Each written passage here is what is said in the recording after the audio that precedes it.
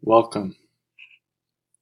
We come here this afternoon to celebrate the life of Steve Jobs. He was an innovator, an entrepreneur, and just as importantly, a family man. I would like to start off with a quote that I believe describes Steve Jobs perfectly. Being the richest man in the cemetery doesn't matter to me. Going to bed at night saying we've done something wonderful, that's what matters to me. I'm going to talk about some of his accomplishments and some of his hardship and his family.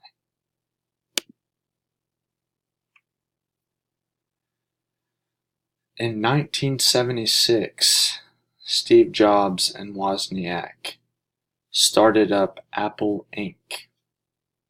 This was also when they came out with the Apple I. A year later, they came out with the Apple II, leading to the age of 23 where Steve Jobs was already a millionaire,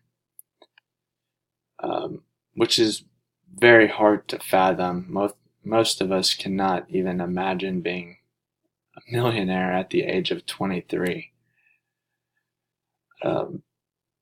Steve Jobs reached a all-time high market cap, passing Exxon, with Apple, of course, reaching $355 billion. That's also very hard to fathom. He simplified technology, increased productivity, brought freedom, reinvented sales. He made technology convenient, and he provided a balance for work, life, and most of all, for his family.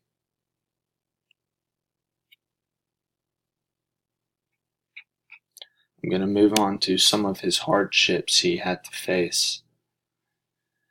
6 months into college, he dropped out. He decided it wasn't for him. He decided that what he was doing was wasting his parents' money, actually. He really cared about convenience, and that really came together with his life, as far as his work, as far as the products that he developed. Everything was revolved around making life easier and better for everyone. In 1985, Steve Jobs was fired from Apple. And, I still have a hard time understanding how someone could be fired from their own company that they started out of their own garage. That's just think about how frustrating that must be as a person to put all your work and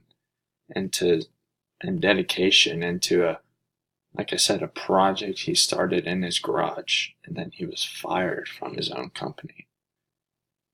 So he built Apple. After that, he built Next.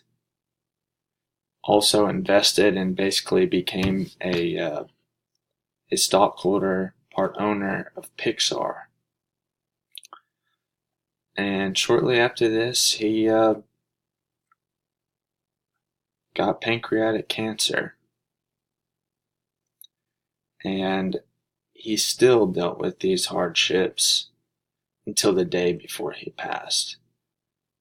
He still worked until the day before he passed. In his last hours, Steve was working to accomplish death. And I know that's kind of hard to understand, but it was as if he had withheld death until he made it to the end.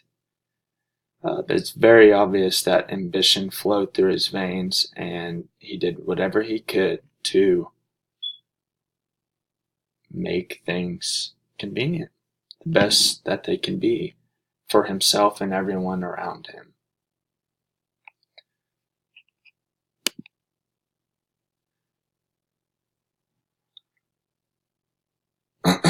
Before 1990, all Steve Jobs did was go to work, eat, sleep.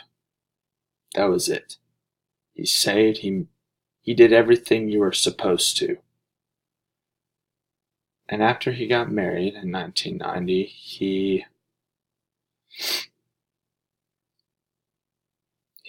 made a family. He had children, and so he became a father, and along with being a husband and a father, this really changed him as a person and kind of opened up his eyes to love and how important it is to balance work and life.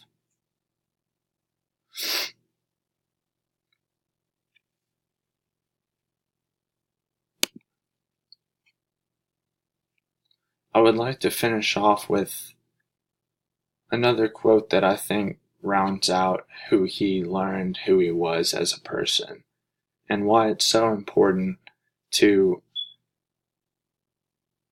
find success not just in money or being successful at your job, but more importantly, finding that balance and caring for the people that are close to you and helping them.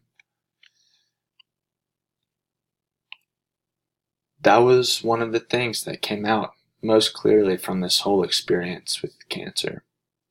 I realized that I love my life. I really do. I've got the greatest family in the world, and I've got my work. And that's pretty much all I do. I don't socialize much or go to conferences. I love my family, and I love running Apple, and I love Pixar. And I get to do that, and I'm very lucky.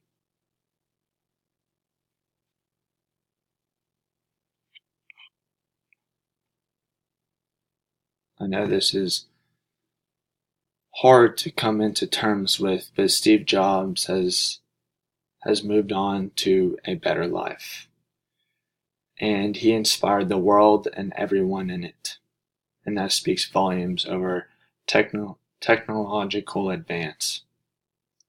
And the world will never forget him. Rest in peace, Mr. Jobs. Thank you.